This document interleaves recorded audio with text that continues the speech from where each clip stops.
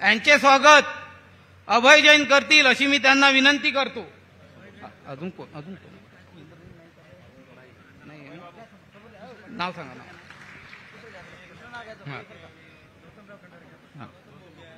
त्यानंतर उपस्थित असलेले आपले माननीय आमदार विधान परिषद प्रवीणजी पोटे यांचे स्वागत नितीन मलमकर करतील अशी मी त्यांना विनंती करतो। नितीन मलमकर। मंत्री महोदय आपल्याकडे उपस्थित आहे कामगार मंत्री मान्य श्री आकाशजी पुणकर यांचे स्वागत जिल्हाध्यक्ष वाशिम मोहन गवले साहेब करतील अशी मी त्यांना विनंती करतो।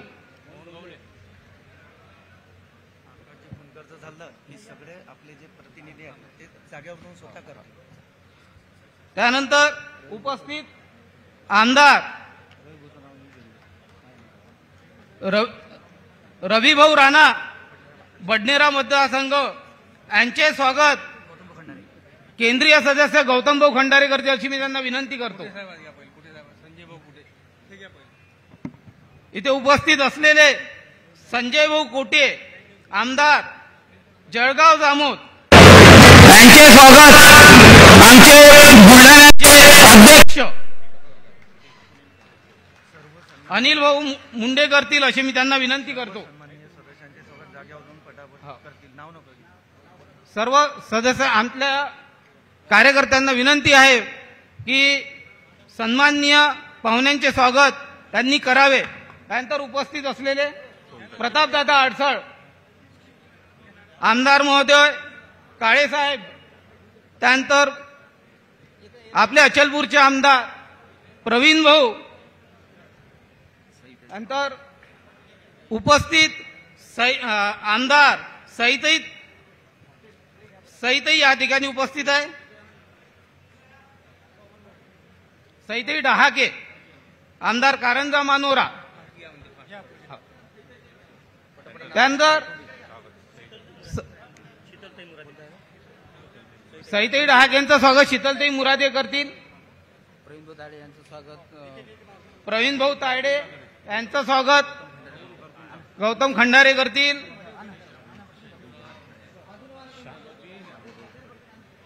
श्यामभाऊ खोडे या ठिकाणी उपस्थित आहे।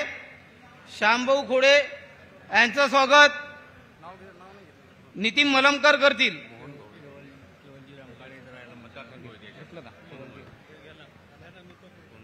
केवलजी काळे साहेब या ठिकाणी उपस्थित आहे आमदार, यांचं स्वागत राजूभाऊ लोणकर करतील।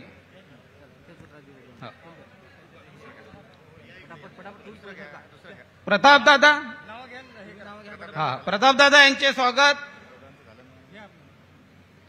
भगवान पंडित करतील। त्यानंतर आमच्या तिवसा मतदारसंघाचे आमदार राजेशजी वानखडे यांचं स्वागत संजय भाऊ गीत करतील अशी मी त्यांना विनंती करतो। त्यानंतर संजय भाऊजी खोडके आले,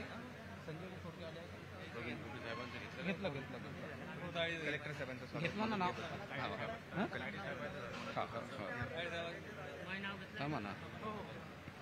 आपल्याला या ठिकाणी उपस्थित जिल्हाधिकारी मान्य श्री सौरभ कटारिया यांचे स्वागत अजय भाऊ जैन करतील असे मी त्यांना विनंती करतो। उमेशजी आवलकर सुद्धा या ठिकाणी उपस्थित आहे। मोर्शीचे आमदार यांचे स्वागत राजाभाऊ काळे करतील अशी मी त्यांना विनंती करतो। सगळे पाहुण्यांचे स्वागत आपले संघटनेचे कार्यकर्ते करतील। कार्यक्रम मोठा आहे, सगळ्या पाहुण्यांनी आपल्याला या ठिकाणी उपस्थित केलं। कोणाचं नाव सुटलं असेल तर क्षमस्व। यानंतर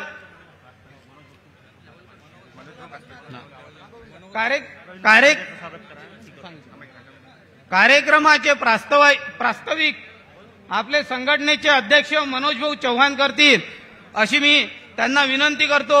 मनोज भाऊ चव्हाण।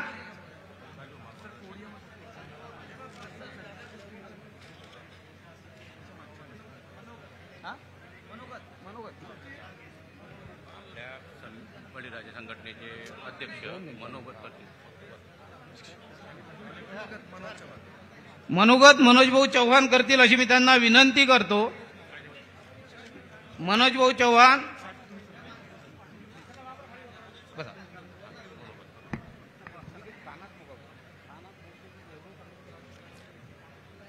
हिंदवी स्वराज्याचे संस्थापक राजे छत्रपती शिवाजी महाराज, घटनेचे शिल्पकार विश्वरत्न डॉक्टर बाबासाहेब आंबेडकर, महात्मा ज्योतिराव फुले, वंदनीय राष्ट्रसंत तुकडोजी महाराज, वैराग्यमूर्ती गाडगेबाबा या महापुरुषांना मी वंदन करतो.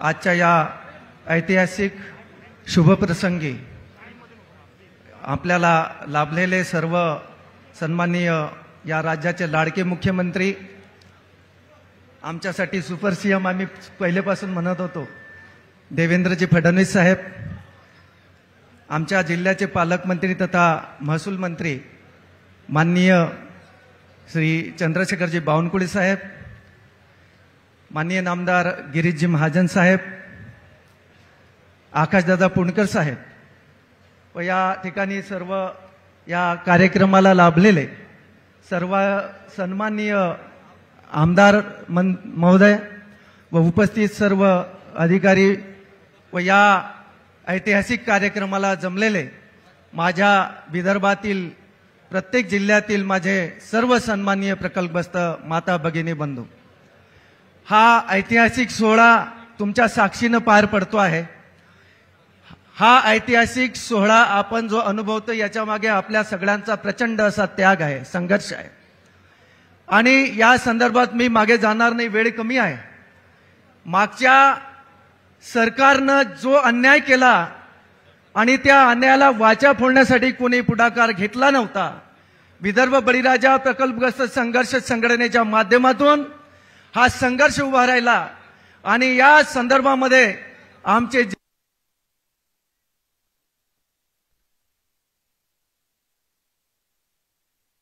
प्रश्न उपस्थित केले.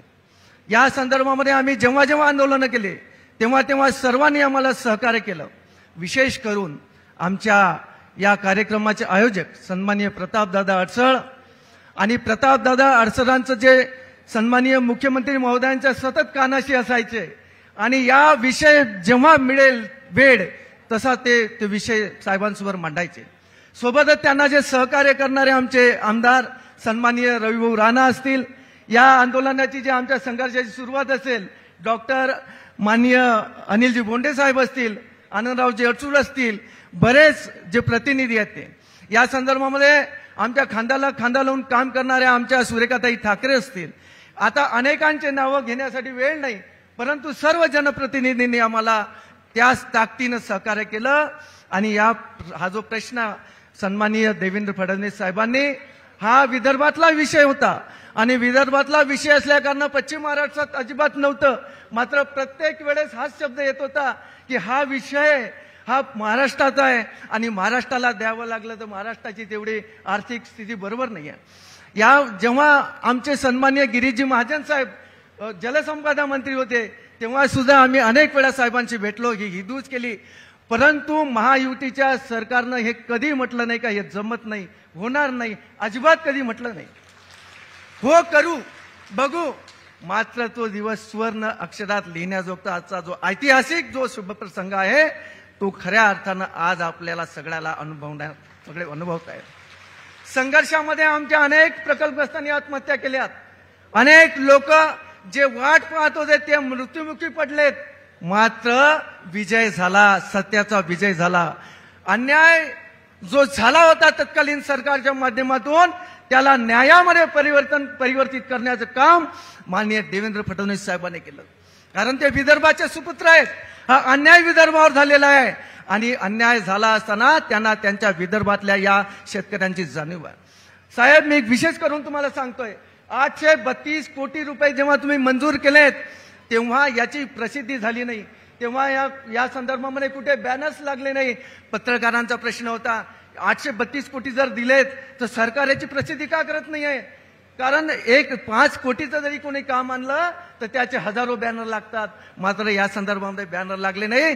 मला तेव्हा जाणीव झाली की या संदर्भामध्ये देवेंद्र फडणवीस साहेबांना शेतकऱ्याच्या ज्या समस्या आहेत त्याचं भांडवल करायचं नाही आहे, त्यांना न्याय द्यायचा आहे आणि तो न्याय आपल्याला त्यांनी दिलेला आहे. या संदर्भामध्ये त्यांनी कदाचित त्यांना आठवत नसेल, तुम्ही एक आम्हाला आमचा निर्णय घेतला नाही, सोबत 3 निर्णय घेतले साहेब. पहिला निर्णय विदर्भातल्या सरळ खरेदी धारकांना 6 जून 2006 ते 31 डिसेंबर 2013 पर्यंत ज्या सरळ खरेद्या झाल्या त्या शेतकऱ्यांना प्रति हेक्टरी 5 लाख रुपये 832 कोटी रुपये दिलेत 16,633 हेक्टरसाठी. दुसरा निर्णय आम्ही त्यांना हिवाळी दिवसमध्ये सांगितलं होतं, साहेब आपल्या महाराष्ट्रामध्ये जातीनिहाय आर्थिक विकास महामंडळ आहेत, मात्र ज्या प्रकल्पग्रस्तांचा त्याग आहे, ज्या प्रकल्पग्रस्तांनी जो प्रकल्पग्रस्त शेतकरी एका धान्याचे 1000 दाणे करतो, तुम्हाला अन्नधान्याची सुविधा करून दिली, तुम्हाला पिण्याच्या पाण्याची सुविधा करून दिली, ज्याने स्वतःचा सर्वस्वाचा त्याग केला, भविष्याच्या पिढीचा सुद्धा विचार केला नाही, त्या शेतकऱ्यांचा साठी आर्थिक विकास महामंडळ असलं पाहिजे. आणि त्यांनी तो प्रश्न त्यांना एवढा आवडला. कसं असते, काम करणाऱ्या व्यक्तीला चांगल्या गोष्टी आवडतात आणि त्याची अंमलबजावणी करण्यासाठी ते अजिबात विलंब करत नाहीत. साहेबांनी सांगितलं, हा मला तुमची जी समस्या आवडली आहे आणि आर्थिक विकास महामंडळ आपण केल्याशिवाय राहणार नाही. याच हिवाळी अधिवेशनामध्ये आर्थिक विकास मंडळाचा शासन निर्णय घेतला.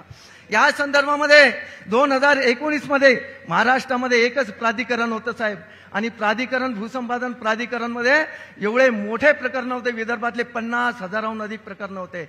10 वर्ष त्याचा निपटारा होत नव्हता. आमचे प्रवीणजी पोटे साहेब होते, त्यांनी आमची मीटिंग घेतली होती. आमचे महाजन सर होते, महाजन सरांना अचानक काम आलं, त्यांच्यासोबत आमची बैठक लागली होती आणि ते नाशिक ते मुंबईपर्यंत पायदल लॉंग मार्च होता, त्याला संबोधित करण्यासाठी गेले होते. आणि म्हणून मग साहेबांनी प्रवीणजी पोटे साहेबांकडे जबाबदारी दिली आणि त्यावेळेस सांगितलं, साहेब आपल्या अमरावतीला डिव्हिजन लेवलवर त्याचं प्रावधान आहे आणि तुम्ही अमरावतीला प्राधिकरण दिलं पाहिजे.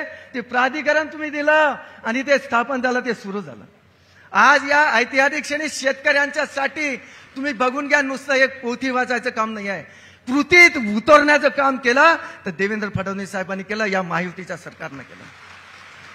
आणि म्हणून आम्ही सुद्धा त्याच ताकदीनं आपल्या पाठीशी उभे राहिलो आणि भविष्यात सुद्धा तुमच्या पाठीशी उभे राहणार.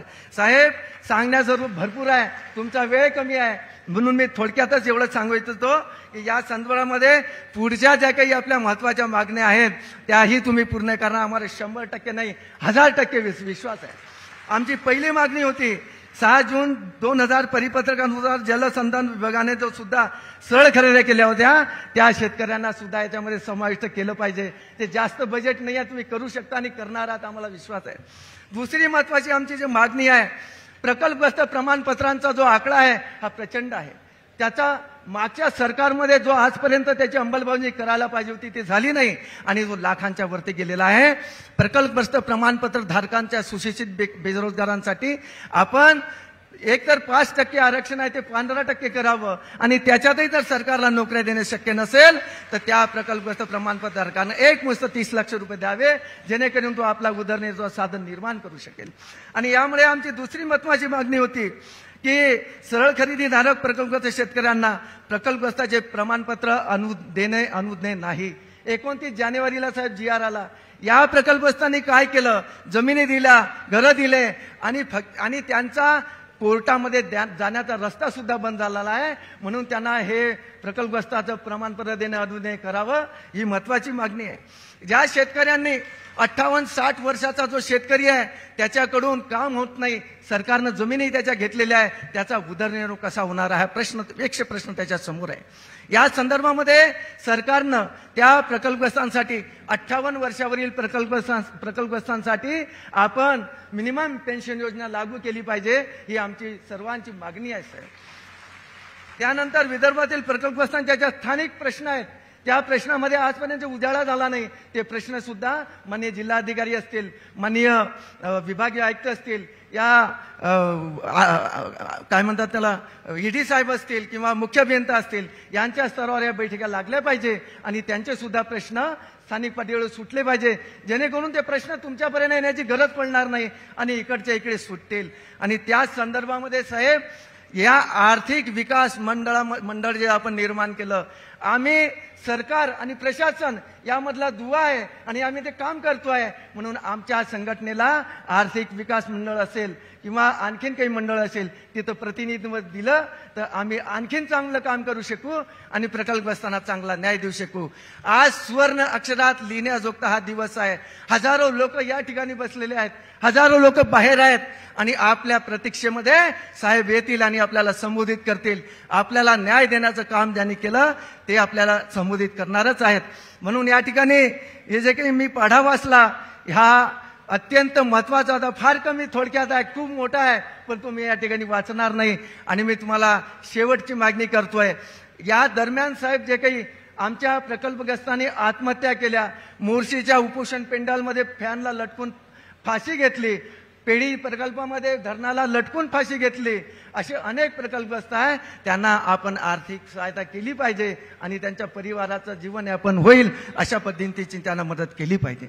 या ठिकाणी मी एवढ्याच मागण्यांचा फळा वाचतोय. खरं म्हणजे शुभ दिवस आहे. 3 मागण्या त्यांनी आपल्या पूर्ण केल्या. निश्चित ह्या सुद्धा मागण्या पूर्ण होतील आणि मी अपेक्षा करतो. आणि मला या ठिकाणी मनोगत व्यक्त करण्याची संधी दिली त्याबद्दल मी तुमचा सर्वांचा आभारी आहे. धन्यवाद. नमस्कार. धन्यवाद मनोज भाऊ. पूर्वी वाटायचं प्रकल्पग्रस्त हा एकटा आहे. नाही, आपण एकटे नाही. एवढा सर्व मंच आपल्या सोबत आहे, एवढा सर्व मंच सोबत आहे, त्यामुळे आपल्या समस्येचं निवारण होणारच. यानंतर माननीय प्रतापदादा हे आपल्याला संबोधित करतील अशी मी त्यांना विनंती करतो.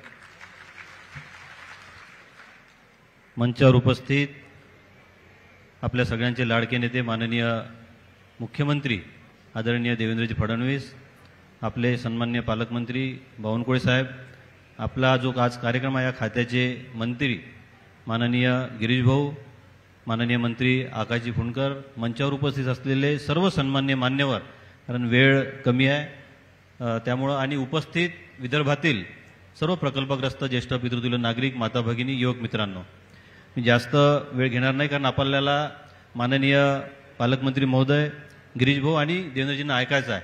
पण हा जो प्रकल्पग्रस्तांचा विषय होता त्यामध्ये अनेक वर्षांपासून, जवळपास 10-12 वर्षापासून हा लढा सुरू होता आणि तत्कालीन काँग्रेसच्या सरकारनं अत्यंत फसवणूक करून कवडीमोल भावानं या शेतकऱ्यांच्या जमिनी विकत घेतल्या आणि त्यांना कोर्टात जाण्याचा सुद्धा कुठलाही पर्याय ठेवला नाही. त्यामुळे दुर्दैवानं अनेक ठिकाणी संघर्ष झाले, आंदोलनं झाले, आत्महत्या झाल्या. परंतु खऱ्या अर्थानं ज्यावेळे महाआघाडीचं सरकार जेव्हा आलं तेव्हाही या विषयावर चर्चा झाल्या. सभागृहामध्ये स्वर्गीय पाटणी साहेबांनी हा विषय मांडला आणि त्याला दुसरा एक उपप्रश्न म्हणून मी त्या संदर्भात त्यावेळी बोललो होतो. तेव्हा तत्कालीन मंत्री जयंत पाटील साहेब होते, त्यांनी सुद्धा हे मान्य केलं की यांच्यावर अन्याय झाला, परंतु त्यांना न्याय देण्याबाबत म्हटलं कुठलीही भूमिका त्या सरकारनं बजावली नाही. त्यानंतर आपलं सरकार आलं आणि माननीय देवेंद्रजींच्या माध्यमातून आम्ही त्या सगळ्या विषयाच्या मागे लागलो. त्यामध्ये सगळं लोकप्रतिनिधी आपल्या सगळ्यांच्या सोबत होते. आपल्या विदर्भातील सर्व लोकप्रतिनिधींनी सुद्धा मदत केली, सहकार्य केलं आणि त्या माध्यमातून मग माननीय देवेंद्रजींनी अत्यंत व्यस्त कार्यक्रमातून सुद्धा जवळपास एका पाठोपाठ 3 मिटिंगा 2-3 अधिवेशनांमध्ये लावल्या आणि एक सकारात्मक निर्णय घेतला. गिरीशजी महाजन त्यामध्ये आमच्या सोबत होते, प्रवीणभाऊ बोटे, ते सगळेच आपले लोकप्रतिनिधी आहे, आपले मंत्री महोदय आहे, त्या सगळ्यांनी अत्यंत चांगलं सहकार्य केलं. मी प्रत्येकाचा उल्लेख करणं टाळतो कारण वेळेची कमतरता आहे. फक्त मी आजच्या प्रसंगी एवढी एक विनंती करणार आहे की ज्यावेळी एवढा मोठा निर्णय होतो, हा अत्यंत ऐतिहासिक निर्णय आहे, हा कुठल्याही कायद्याच्या कसोटीत बसत नव्हता. शासनानं म्हटलं असतं तर आम्ही देत नाही तर कोणी याला काहीही करू शकलं नसतं, परंतु आपल्या शेतकऱ्यांचा कळवळा असणारे मुख्यमंत्री आपल्याला लाभले आणि त्यांनी सहानुग्रह अनुदान म्हणून सहानुभूतीपूर्वक विचार आपला केला आणि मोठ्या प्रमाणात हे अनुदान आपल्याला मिळणार आहे. फक्त मुख्यमंत्री महोदयांना माझी एक विनंती आहे की यामध्ये मृद व जलसंधारण विभाग आणि पाटबंधारे विभाग असे 2 विभाग होते. त्यावेळी पाटबंधारे विभागानं काही खरेद्या केल्या, सरळ खरेद्या, काही मृद व जलसंधारण केल्या. आपल्या बैठकीमध्ये तो विषय होता, परंतु अनावधानाने GR निघताना त्यामध्ये फक्त पाटबंधारेचा उल्लेख झाला, मृद व जलसंधारणचा झाला नाही. त्यांना सुद्धा सुधारित GR काढून आपण समाविष्ट करायची विनंती करतो आणि ते आपण करणार आहात, आपण, मला विश्वास आहे. दुसरा एक विषय, जेव्हा एवढा मोठा विषय होते आणि जेव्हा लाभ मिळण्याची वेळ येते तेव्हा दुर्दैवानं काही समाजकंटक आपल्या समाजात आहेत, ते एजंट सारखे सुटतात, मी तुला करून देतो, लवकर करून देतो असं करून कलेक्शन करण्याचं काम करतात. मी आपल्याला हात जोडून विनंती करतो एकाही प्रकल्पग्रस्ताला जो ज्याची जमीन यामध्ये गेलेली आहे त्याला कोणालाही 1 रुपया द्यायची गरज नाही, प्रत्येकाच्या खात्यात पैसे येतील. असे कोणीही आले त्याला सरळ हाकलून द्या, थोडं मागं पुढे होईल. थोडी कळ सुद्धा 12 वर्ष आपण कळ सोसली, अजून 1-2 महिन्यात 3-4 महिन्यात काही फरक पडत नाही. यामध्ये ज्या प्रकल्पांमध्ये आज निधी उपलब्ध आहे त्यामध्ये आपल्याला पैसे मिळणं सुरू होतील आणि ज्यामध्ये उपलब्ध नाही त्यामध्ये माननीय मुख्यमंत्री महोदयांनी प्रोव्हिजन केलेली आहे की त्याची मागणी डिपार्टमेंटनं करावी. हळूहळू त्यामध्ये टप्प्याटप्प्यानं नियोजन होईल आणि सातत्यानं हा कंटिन्यूस कार्यक्रम सुरू राहील आणि ज्या ज्या लाभार्थी जे प्रकल्पग्रस्ताच्या प्रत्येकाच्या खात्यामध्ये 100% पैसे येणार आहेत. कुणीही काळजी करण्याचं कारण नाही. मी तुला मिळवून देतो, तुला मिळणारच नाही असे कोणी आले त्याची ताबडतोब पोलीस स्टेशनलाही तक्रार करा, आमच्याकडे द्या, आम्ही माननीय मंत्री महोदयांकडे देऊ. ह्या अशा प्रलोभनांना बळी पडू नका, खोट्या प्रचारालाही बळी पडू नका. एवढा चांगला निर्णय ज्या लोकांनी एवढे वर्ष आपल्या देशावर राज्य केलं आणि आज शेतकऱ्यांसाठी जे रडून राहिले असं झालं पाहिजे तसं झालं पाहिजे, त्यांना हजारो शेतकऱ्यांचा हा दुःखाचा डोंगर दिसला नाही, परंतु माननीय देवेंद्रजींनी व सर्व मंत्रिमंडळाने हा निर्णय घेतलेला आहे. मी त्यांचं मनपूर्वक आभार मानतो आणि वेळ कमी असल्यामुळं बोलायचं बरंच आहे, पण मी धन्यवाद देतो की एवढा चांगला निर्णय आपण घेतला. माझ्या 2 शब्दांना विराम देतो. जय हिंद, जय श्रीराम. धन्यवाद प्रतापदादा. प्रतापदादांनी आपल्या भरपूर साथ दिलेली आहे. तसंच विपरीत परिस्थितीत ऊर्जा देणारे उपस्थित अनेक मान्यवर या ठिकाणी आहे.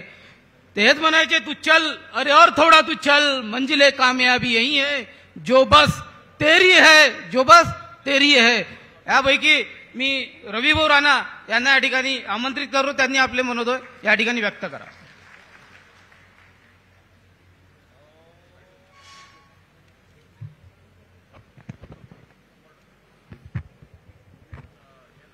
भारत माता की, भारत माता की. आज सर्वप्रथम या ठिकाणी शेतकरी बळीराजा या संघटनेच्या माध्यमातून या ठिकाणी आपले महाराष्ट्र राज्याचे लोकप्रिय लाडके आणि शेतकऱ्याचे कैवारी असे आमचे सगळ्यांचे नेते आदरणीय देवेंद्र फडणवीस साहेब या ठिकाणी उपस्थित आहे. त्यांचं शेतकऱ्यांच्या वतीने मी हार्दिक मनापासून स्वागत करतो. या ठिकाणी आमचे आदरणीय अमरावती जिल्ह्याचे लाडके पालकमंत्री, लोकप्रिय पालकमंत्री आणि महसूल मंत्री असे चंद्रशेखरजी बावनकुळे साहेब या ठिकाणी उपस्थित आहे. त्यांचे मी अभिनंदन करील, स्वागत करील. या ठिकाणी आमचे जलसंधारण मंत्री आदरणीय गिरीशभाऊ महाजन, त्यांचं सुद्धा मी या ठिकाणी अभिनंदन करील. अभिनंदन याच्यासाठी करील की मोठा प्रकल्प हा नदीजोड प्रकल्प गिरीशभाऊच्या हातामध्ये विदर्भातला आणि देवेंद्र फडणवीस साहेबांनी 1 लाख कोटी रुपये त्या प्रकल्पासाठी दिले, शेतकऱ्यांच्या भविष्यासाठी, उज्ज्वल भविष्यासाठी. असे गिरीशभाऊ महाजन या ठिकाणी उपस्थित आहेत, त्यांचे मी स्वागत करील. आमचे आदरणीय राज्यसभेचे खासदार डॉक्टर अनिल बोंडे साहेब उपस्थित आहे आणि आदरणीय सगळे आमदार, सगळे आमचे पुणकर साहेब या ठिकाणी कामगार मंत्री आहे, त्यांचंही स्वागत करील. आणि या ठिकाणी एवढंच सांगतो मी की आज सानुग्रह अनुदान जे खऱ्या अर्थानं राज्याचे मुख्यमंत्री देवेंद्र फडणवीस साहेबांनी जे दिलं ते इलेक्शनच्या आधी अनेक लोक घोषणा करतात, अनेक नेते येतात, भाषण देतात, पण 832 कोटी रुपये सानुग्रह अनुदान देऊन त्याचं इम्प्लिमेंट ते स्वतः मुख्यमंत्री झाल्यानंतर करत आहे. हे आपल्या महाराष्ट्राच्या इतिहासामध्ये पहिल्यांदा होत आहे. नाही तर तुम्ही जर पाहिलं अनेक मुख्यमंत्री जेव्हा देवेंद्र फडणवीस साहेब विरोधी पक्ष नेता होते, मनोज चव्हाण त्या ठिकाणी आंदोलन करत होते, त्यांना मी फोन लावून त्यांच्याशी बोलणं करून दिलं आणि जेव्हा ते सरकार होती त्या सरकारचा एक व्यक्ती त्या आंदोलनाला भेट देत नव्हता. आणि मनोज चव्हाण असो, मंगेशभाऊ इंगोले असो की गौतम खंडारे असो, या सगळ्या लोकांनी मैदानामध्ये उतरून त्या ठिकाणी आंदोलन केलं आणि त्याच ठिकाणी देवेंद्र फडणवीस साहेबांनी शब्द दिला होता, आमची सरकार आल्यानंतर या शेतकऱ्याला वारावर सोडणार नाही आणि सानुग्रह अनुदान देऊ. ते त्यांनी दिलं. मला अजून आठवते पीडी प्रकल्पाच्या काळामध्ये प्रतापदादा अडचण येते, खूप त्यांनी पण पाठपुरावा केला आणि आम्हाला अभिमान आहे आमच्या मुख्यमंत्र्यांवर की या अमरावती जिल्ह्यामध्ये ज्या ताकदीनं आम्ही या सानुग्रह अनुदानाचा प्रचार केला. पीडी प्रकल्पामध्ये 1 लाख रुपये एकराने जमीन जेव्हा घेत होते शेतकऱ्याकडनं, जेव्हा ठेकेदार शेतकऱ्याची काही ऐकत नव्हते, तेव्हा खरेदी विक्रीचे व्यवहार देवेंद्र फडणवीस साहेबांनी थांबवले. आता 12 ते 18 लाख रुपये एकराने पैसे मिळत आहे ना. तर हे जे आहे हे कोण करू शकते, ज्याच्यामध्ये शेतकऱ्यांच्या बद्दल तळमळ आहे, शेतकऱ्याला न्याय द्यायची शक्ती आहे आणि शेतकऱ्याबद्दल काही करायची इच्छा आहे. त्यामुळे आज पिढी प्रकल्पामध्ये 1 लाखाचे 12 लाख 18 लाख रुपये एकराने पैसे मिळत आहे. समृद्धीमध्ये जमिना गेल्या, त्यांना 2चा गुणाकाराने पैसे दिले. मोठ्या प्रमाणात आज तुम्हाला माहित आहे जल शिवार सारखी योजना देवेंद्र फडणवीस साहेबांनी सुरू केली. आजही उन्हाळ्यामध्ये जे गावागावामध्ये आम्ही जातो तो पाण्याची पातळी वाढलेली आहे. जमीन ज्या विहिरीमध्ये पाणी दिसत आहे ते कोणामुळं? जल शिवार योजना साहेबांनी राबवली, त्यामुळे आपल्याला आज त्याचा फायदा होत आहे. म्हणून या ठिकाणी मी जास्त काही बोलणार नाही, पण एवढंच सांगतो, अनेकांनी शेतकऱ्यांचा जाणता राजा म्हणून पदवी लावली, पण खरा जर शेतकऱ्याचा जाणता राजा असेल तर ते देवेंद्र फडणवीस साहेब आहे, जे शेतकऱ्यासाठी खऱ्या अर्थानं त्यांच्या न्यायासाठी काम करतात. आता या ठिकाणी प्रवीण भाऊ तायडे उभे बसले आहे. आता 4 दिवसांनी टेंबा आंदोलन झालं. ज्यांनी टेंबा आंदोलन केलं प्रवीण भाऊ, त्यांना तुम्ही पुनश्चित करून टाकला. पण त्यांनी टेंबा आंदोलन हे जर थोडं, उद्धव ठाकरेच्या काळामध्ये ते मंत्री होते, जलसंधारण मंत्री असते, तेव्हा जर केलं असतं तर कदाचित या ठिकाणी शेतकऱ्याला न्याय मिळाला असता. फक्त नौटंकी करायची, दिशाभूल करायची आणि ज्या ठिकाणी देवेंद्र फडणवीस सारखा विदर्भाचा सुपुत्र जो शेतकऱ्यासाठी काम करत आहे त्यांच्या विचारावर त्यांच्याबद्दल काहीतरी बोलायचं, फक्त नौटंकी करतात. मला माहित आहे जे टेंबा आंदोलन करतात ते किती पाण्यामध्ये आहे आणि किती जमिनीवर आहे हे शेतकऱ्यांनी चांगल्या प्रकारे जाणलेलं आहे, सगळ्यांनी अनुभवलेलं आहे. मनोज चव्हाण जेव्हा आंदोलन करत होते तेव्हा ते जलसंधारण मंत्री होते, तेव्हा त्या आंदोलनाला 1 दिवसही भेट दिली नाही. खोटे आश्वासन दिले. अरे बाप दाखवण्याचं श्राद्ध कर, हे काम करणारा माणूस जर आहे तर देवेंद्र फडणवीस साहेब आहे. हा शेतकऱ्याचा कैवारी आहे आणि यांच्यासोबत जनता आहे. आज आमच्या जिल्ह्यामध्ये या विदर्भामध्ये एकतर्फा भाजपला जी सत्ता मिळाली, जे आमदार निवडून आले, ते फक्त कशामुळं? शेतकऱ्याची साथ होती. आणि शेतकऱ्यांना जे सानुग्रह अनुदान 832 कोटी रुपये दिले, 2च्या गुणकप्रमाणे या ठेकेदारांच्या घशामध्ये चाललेली जमीन वाचवली आणि 1 लाखाचे 12 लाखाचे 18 लाख दिले. ते कोणी दिले? तर फडणवीस साहेबांनी दिले. म्हणून या ठिकाणी जास्त काही मी बोलणार नाही, पण एवढंच सांगतो की आपल्या विदर्भाचा मुख्यमंत्री महाराष्ट्राला मिळालेला आहे आणि आपल्याला या संधीचं सोनं करणं हे आपल्या सगळ्यांचं कर्तव्य आहे. म्हणून ज्या ज्या क्षणी जिथे जिथे कुठलंही इलेक्शन असू द्या, फक्त देवेंद्र फडणवीस साहेबांचा चेहरा पाहून त्याला ताकद द्यायची आहे, तरच आपलं येणारं भविष्य चांगलं आहे आणि ते आपण सगळे काम करू. एवढंच सांगतो. जय हिंद, जय महाराष्ट्र. यानंतर आपले जलसंपदा मंत्री माननीय नामदार श्री गिरीश भाऊ महाजन यांना मी आमंत्रित करतो. साहेबांचं भाषण आवश्यक आहे, मनोगत आवश्यक आहे, कारण तुमचाच विषय आहे मोस्टली. माझा विषय जरी असला तरी करवणारे सगळे इकडे बसलेले आहेत, त्यामुळे मी म्हटलं साहेबांना जास्त वेळ देऊ. मंचावर उपस्थित लाडके मुख्यमंत्री माननीय देवेंद्र भाऊ, माननीय बावनकुळे साहेब, माननीय फुंडकर साहेब, उपस्थित आमचे खासदार, सर्व आमदार, सर्व लोकप्रतिनिधी, सर्व अधिकारी, माझ्यासमोर बसलेले सर्व माता भगिनी आणि शेतकरी बंधूंनो, आजचा दिवस आपल्यासाठी खरं मी ऐतिहासिकच म्हणेल. सुरुवातीलाच पार्श्वभूमी सगळी सांगण्यात आली. 14 ते 19ला सुद्धा मी या खात्याचा मंत्री होतो. 5 वर्ष जलसंपदा खातं माझ्याकडे होतं आणि तेव्हाही मागणी आलेली होती. आपण सांगितलं, बैठका झाल्या, मिटिंग झाल्यात. खरं म्हणजे माझा आताही विश्वास बसत नाहीये की हे तुमचं काम झालेलं आहे, पण हे झालेलं आहे. आणि ते का झालं? तर देवेंद्र भाऊ या ठिकाणी मुख्यमंत्री झालेत आणि फक्त यांच्यामुळे हे काम झालेलं आहे, फक्त यांच्यामुळे. महाराष्ट्रामध्ये असा निर्णय कधी पूर्वी झालेला नाही, कधी झालेला नाही. एकदा पैसे दिल्यानंतर, काम सुरू झाल्यानंतर पुन्हा पैसे द्यायचे म्हणजे मलाही ते शक्य वाटत नव्हतं. पण देवेंद्र भाऊ म्हणाले शेतकऱ्यांना अन्याय आहे. एका शेतकऱ्याला 1 लाख रुपये मिळत आहेत, दुसऱ्या शेतकऱ्याला 12-15 लाख रुपये मिळत आहेत. त्यांनी काय चोरी केली? त्यांनी काय चोरी केलेली या ठिकाणी? आणि म्हणून त्यांना पैसे देणं हे क्रमप्राप्त आहे, ते द्यावेच लागतील. आणि एवढा मोठा निर्णय, खरं म्हणजे आज 832 कोटी रक्कम ही काही थोडी नाही आहे, थोडकी नाही आहे, पण आज ती त्यांनी मंजूर केली आणि आपल्याला ती आता प्राप्त होते. आणि म्हणून या गोष्टीचा आनंद निश्चित आम्हाला सर्वांना आहे, आपल्यालाही आहे. मला माहित आहे, मी शेतकऱ्याचा मुलगा आहे.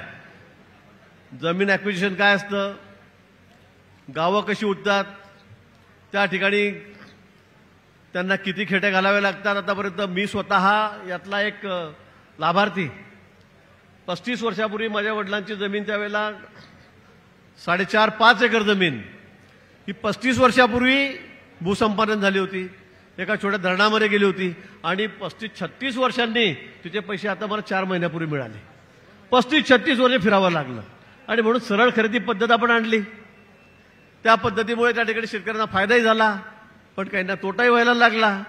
काही लोक कोर्टात गेले, काही कोर्टाच्या बाहेर सेटलमेंट झालं, लोक अदालत निघाली.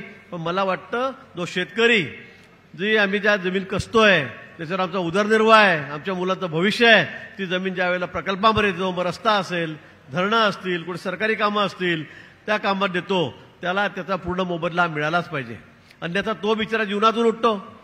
गावं उजाड झालीत, गावं पाण्याखाली गेलीत, सरकारी कामांमध्ये गेलीत, तो तर बेकार झाला. पण त्याला आम्ही पैसे देणार कधी आहोत? आणि म्हणून यासाठी सरकारने अनेक चांगल्या योजना आपल्या काढल्यात. मोदींनी निर्णय घेतलेत, देवेंद्र भाऊंनी मागच्या काळामध्ये निर्णय घेतले 14 ते 19 मध्ये, आता निर्णय घेतलेले आहेत. आणि म्हणून आजचा दिवस आपल्यासाठी हा अतिशय महत्वाचा आहे. हा न होणारा निर्णय देवेंद्रजींनी या ठिकाणी केला. धरणं होतील, पाणी तापेल, अनेक शेतकऱ्यांना, लाखो लोकांना त्याचा फायदा होईल, कोट्यवधी रुपयाची उलाढाल होईल. पण ज्या शेतकऱ्याची जमीन गेली, ज्याचं गाव गेलं, ज्याचं घर गेलं, त्याला काय? आणि म्हणून त्याला सुद्धा पश्चाताप होण्याची वेळ येऊ नये यासाठी सरकारने हा अतिशय चांगला निर्णय घेतलेला आहे. अतिशय क्रांतिकारी निर्णय मी याला म्हणेल. कधी झालेला नाही, पुढे होईल की नाही मला हेही माहीत नाही, कारण आता याच्या पुढे आपण कोणाला अन्याय होऊच देणार नाही. आणि असा एक चांगला निर्णय आज या ठिकाणी झालेला आहे. आणि जवळपास 800 कोटी 832 कोटी इतकी मोठी रक्कम आपल्या खात्यामध्ये आता जमा होणार आहे. आणि म्हणून या निमित्ताने मी आपल्या सर्वांना मनापासून शुभेच्छा देतो. हे सरकार आपलं सरकार आहे, शेतकऱ्यांचं सरकार आहे, शेतकऱ्यांच्या पाठीशी उभं राहणारं सरकार आहे, संवेदनशील सरकार आहे. अन्यथा तुम्ही किती वर्ष मागणी करत आले असते आणि देवाभाऊ या ठिकाणी मुख्यमंत्री झाले नसते तर मला वाटत नाही की हा प्रश्न सुटला असता. पण आज त्यांच्यामुळे हा प्रश्न सुटलेला आहे. आणि म्हणून पुन्हा आपण एकदा टाळ्या वाजवून त्याचं सगळ्यांनी हार्दिक स्वागत करावं एवढीच विनंती मी आपल्याला या ठिकाणी करतो आणि थांबतो. जय हिंद, जय महाराष्ट्र. यानंतर साहेब, आमच्या सर्व प्रकल्पग्रस्तांची इच्छा आहे, संघटनेच्या पदाधिकाऱ्यांची इच्छा आहे की आपला सत्कार करायचा आहे. तर मी सगळ्या पदाधिकाऱ्यांना आमंत्रित करतो. मान्य मनोजजी चव्हाण आमचे अध्यक्ष, तसेच आपले सगळे पदाधिकारी आणि सगळ्या आमदार मंत्री महोदयांना मी आमंत्रित करतो. त्यांनी समोर यावे आणि आमचा सत्कार स्वीकार करावा. विदर्भ बळीराजा प्रकल्पग्रस्त संघर्ष संघटनेचा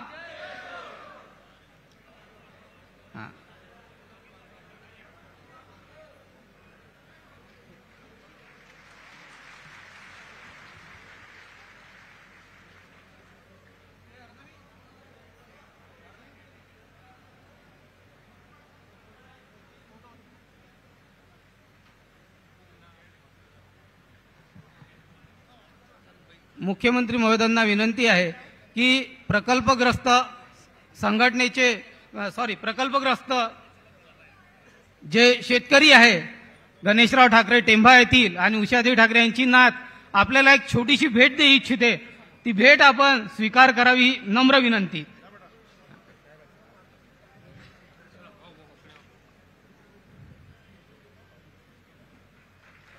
स्वतःच्या हातून त्यांनी ही चित्र आपले रेखाटलेले आहे. तर यानंतर मी मान्य श्री बावनकुळे साहेबांना विनंती करतो की त्यांनी आपल्याला संबोधित करावे. भारत माता की.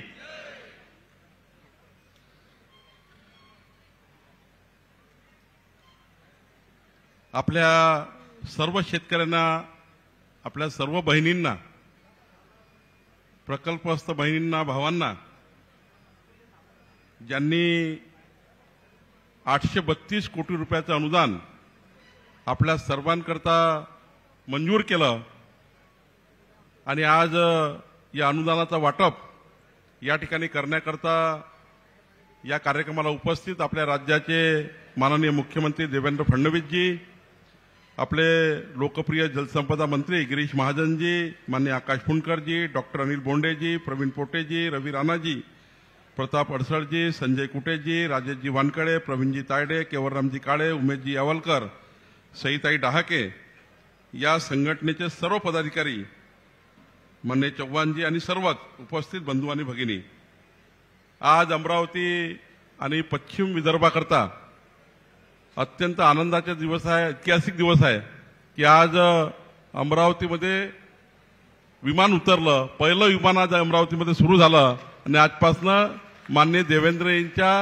प्रयत्नाने मागच्या 10 वर्षापासून देवेंद्रजी प्रयत्न करत होते, पण अमरावतीचं विमानतळ सुरू होत नव्हतं. पण मोदींच्या नेतृत्वामध्ये माननीय देवेंद्रजींनी अमरावतीमध्ये आजपासून विमान सुरू झालं. एकदा जोरात टाळ्या वाजवून आपण माननीय मुख्यमंत्र्यांचं स्वागत करू. सोबतच आज 832 कोटी रुपयाचं वाटप आणि खरं तर हा ऐतिहासिक निर्णय आहे. मी सुद्धा वीज प्रकल्पाचे अनेक आंदोलन केले, कोराडी वीज प्रकल्पाचे एवढे मोठे आंदोलन केले. आम्ही सानुग्रह अनुदान मागितलं, पण शेतकऱ्याला कधी सानुग्रह अनुदान मिळत नाही. हायकोर्ट, सुप्रीम कोर्ट पण जावं लागतं. पण आपलं सरकार आल्यावर बघा काय परिवर्तन होऊ शकतं. आपलं सरकार शेतकऱ्याचं सरकार आल्याबरोबर, आणि आपल्याला शब्द दिला होता देवेंद्रजींनी की ज्या दिवशी आमचं सरकार येईल त्या दिवशी आम्ही शेतकऱ्याला न्याय मिळवून देऊ. आणि विदर्भ बळीराजा प्रकल्प संघर्ष समितीला आणि आपल्या शेतकऱ्याला माननीय देवेंद्रजींनी न्याय मिळवून दिला. त्याबद्दल एकदा जोरात टाळ्या वाजवून आपण माननीय देवेंद्रजींचं या ठिकाणी मनापासून अभिनंदन करूया. खरं तर मला या ठिकाणी जास्त वेळ घ्यायचा नाही आहे. माननीय मुख्यमंत्री बोलणार आहेत. माननीय प्रताप अडसळने असं म्हटलं होतं, परवा कार्यक्रम ठरला होता देवेंद्रजी, परवाच्या दिवशी मी आणि आपण सर्व या ठिकाणी हा वाटप ठरला होता.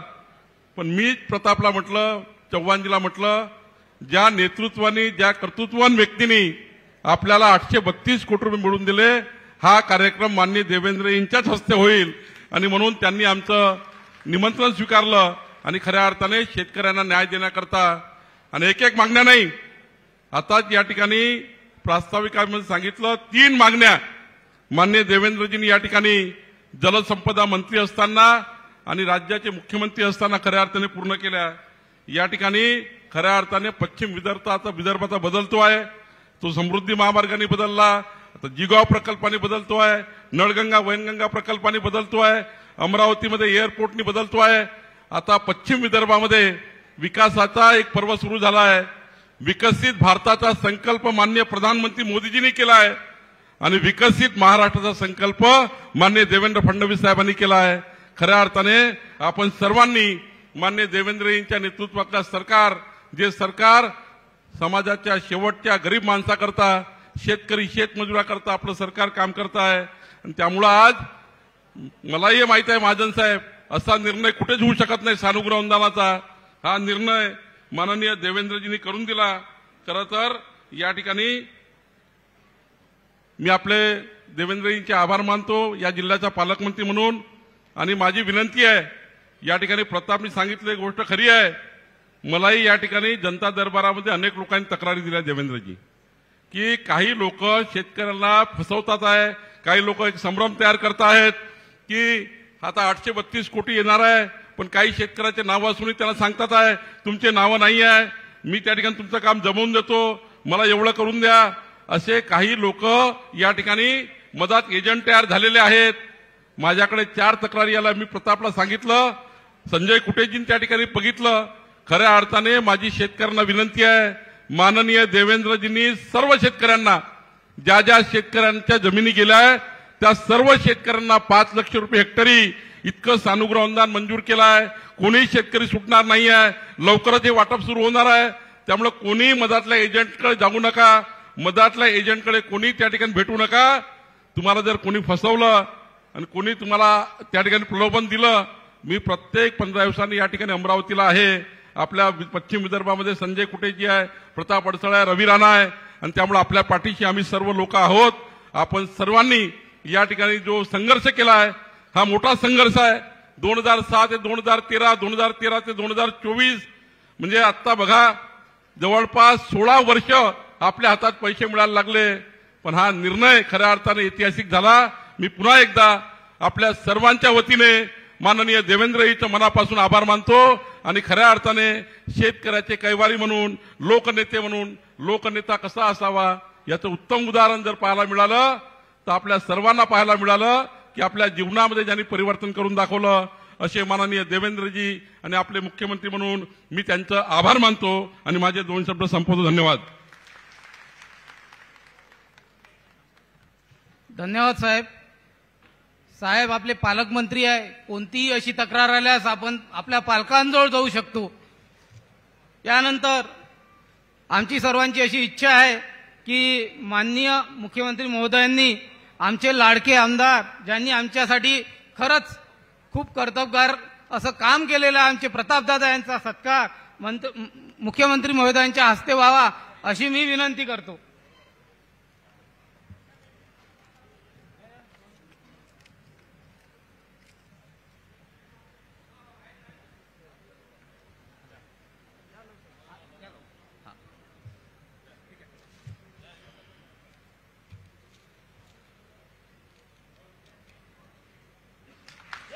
मान्य जय श्री राम. चल चले थे अंधेरों में कुछ ना नजर आ रहा था, जब दिया दादा साथ आपने दिन सुनेरा हो रहा था. यानंतर मुख्यमंत्री साहेबांना विनंती आहे की आमचे संघटनेचे अध्यक्ष मनोज भाऊ चव्हाण यांचा मुख्यमंत्री महोदयांच्या हस्ते सत्कार व्हावा. आमची ही सगळी प्रकल्पग्रस्त संघटनेच्या कार्यकारिणीची इच्छा आहे आणि शेतकऱ्यांची सुद्धा इच्छा आहे. मनोज भाऊ चव्हाण. निकला था अकेला कारवा बनते गया, निकला था अकेला कारवा बनते गया, सोच थी इतनी बुलंद की गुलिस्ता खिलते गया. यानंतर ज्या कार्यक्रमासाठी आपण उपस्थित आहे तो कार्यक्रम म्हणजे चेक प्रातिनिधिक स्वरूपात आपल्याला चेक वाटप करायचे आहे. तरी चेक वाटपाचा कार्यक्रम आपण या ठिकाणी सुरू करतोय माननीय मान्यवरांच्या हस्ते.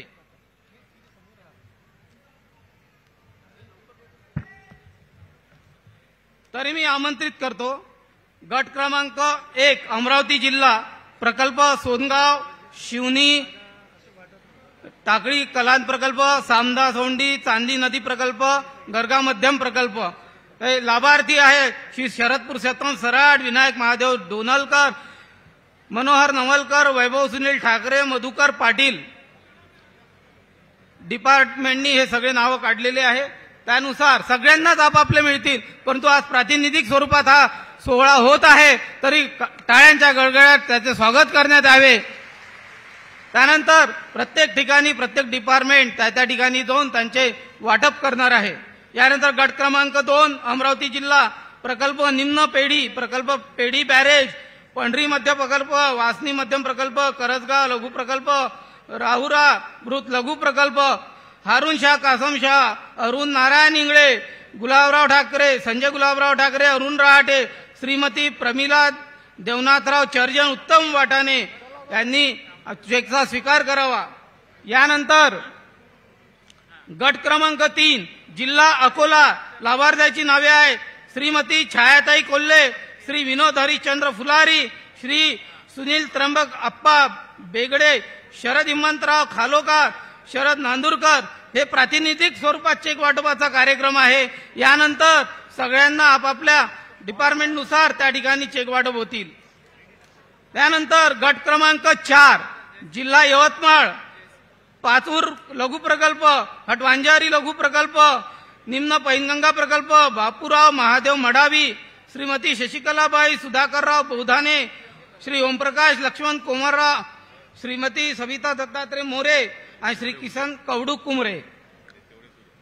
सगळ्यांनी टाळ्याच्या गडगडाट करायला पाहिजे. हा विलक्षण ऐतिहासिक शुभारंभ आहे. शुभारंभ झालेला आहे. यानंतर सगळ्यांना आपले लाभार्थीचे चेक मिळणार आहे. गट क्रमांक 5 जिल्हा वाशिम प्रकल्प जयपूर बॅरेज, गणेशपूर बॅरेज, सोयता प्रकल्प, श्री अप्पाराव मस्के, श्री विलासराव मस्के, शेषराव काळबांडे, विजय काळबांडे, संजय गिरी, श्रीमती माधुरी गिरी यांनी आपला चेक. त्यानंतर गट क्रमांक 6 गट क्रमांक 5 वाशिम जिल्हा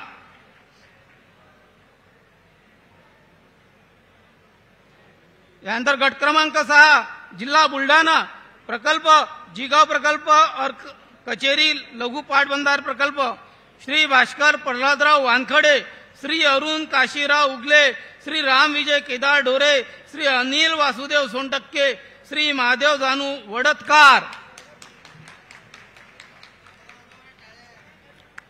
सगळ्यांनी टाळ्या गडगडाट मध्ये यांचं स्वागत करायला पाहिजे.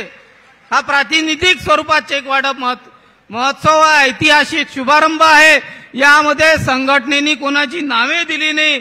ज्यावेळेस जे आपले अधिकारी आहेत त्यांनी जे नावे त्या ठिकाणी काढली तेच नावे आम्ही मान्य केली, कारण आम्हाला कोणताच प्रकल्पग्रस्त वेगळा नाही, सगळेच प्रकल्पग्रस्त सारखे आहे आणि प्रत्येकाला आपापल्या जिल्ह्यात आपापल्या ठिकाणी आपले चेक मिळतील अशी मी या सर्व मंचातर्फे ग्वाही देतो.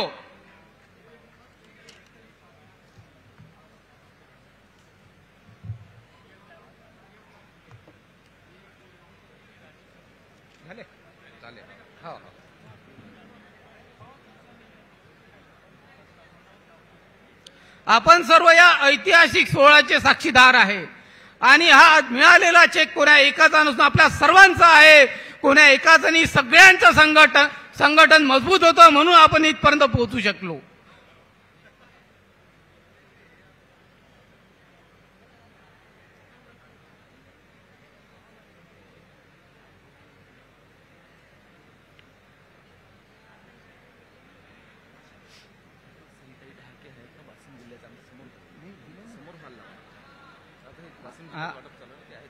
सहितही डहाके उपस्थित आहे आमदार, त्यांनी समोर आहे. चेक वाटप वाशिम जिल्ह्याचं चेक वाटप सुरू आहे. शांभाऊ खोडे साहेब आहे ते या ठिकाणी, त्यांनी समोर यावं. सोनटक्के साहेब आहे, ऍक्च्युली त्यांच्यामुळेच म्हणजे जलसंपदा विभागाचे जे अधिकारी लोक आहेत त्यांनी आपल्याला खूप सहकार्य केलेलं आहे. आपल्याला जेवढा आनंद झाला ना तेवढाच आनंद त्यांना भरभरून झालेला आहे. या सगळ्यांनी जी मेहनत घेतली खरंच आम्ही त्यांना सलाम करतो. कुठेच आम्हाला त्यांनी अडचण येऊ दिलेली नाही.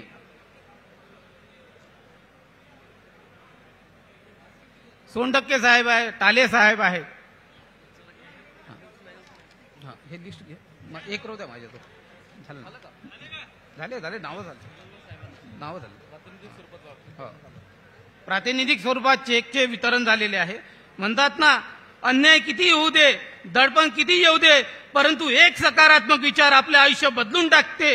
अशा सकारात्मक विचाराचे आमचे लाडके मुख्यमंत्री मान्य श्री देवेंद्रजी फडणवीस यांना प्रकल्पग्रस्तांना दिशा दाखवण्यासाठी मी आमंत्रित करतो. माननीय सर, आपण या ठिकाणी आम्हाला एक मार्गदर्शन करावं.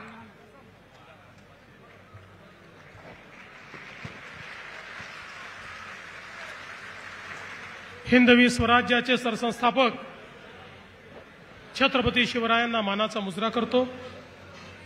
भारतीय राज्यघटनेचे शिल्पकार भारतरत्न डॉक्टर बाबासाहेब आंबेडकर यांना मानवंदना अर्पित करतो. मंचावर उपस्थित असलेले आमचे सहकारी जिल्ह्याचे पालकमंत्री चंद्रशेखर बावनकुळेजी, आपले जलसंपदा मंत्री गिरीश महाजनजी,